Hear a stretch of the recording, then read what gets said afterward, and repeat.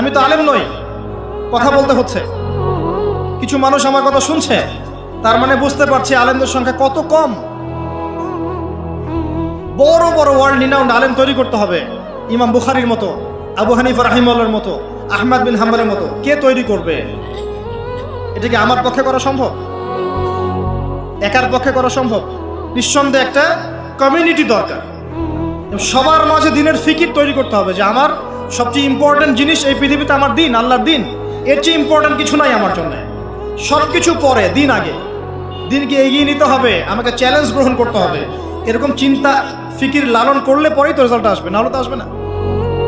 দেখেন, আমরা আমাদের মতো মানুষ যারা আছে, এরা একটা জাতিকে নেতৃত্ব দিতে পারবে না, প্রবলেমসগুলো ধরিয়ে দিতে পারে, হয়তো সর্বোচ্চ সলিউশনে কিছু পথ বলতে পারে। বাস্তবতা হচ্ছে এই যে কাজগুলো জনগণকেই করতে হবে। আর এই যে একদিন আসলাম, একটা কথা বললাম, চলে গেলাম, আদতে কোনো ফলাফল নাই। একদিন আসলাম, একটা মাহফিল করলাম, যেভাবে আসছি এভাবে চলে গেলাম, আদতে কোনো ফলাফল হবে না।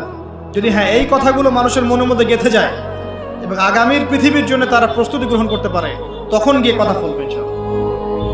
আসুন, আইওয়াশ, শোডাউন এবং আবেগী জাতি না হয়ে আমরা বিবেক দিয়ে চিন্তা করি, উম্মার অবস্থা চিন্তা করি, বৈশ্বিক অবস্থা চিন্তা করি, ভাবি।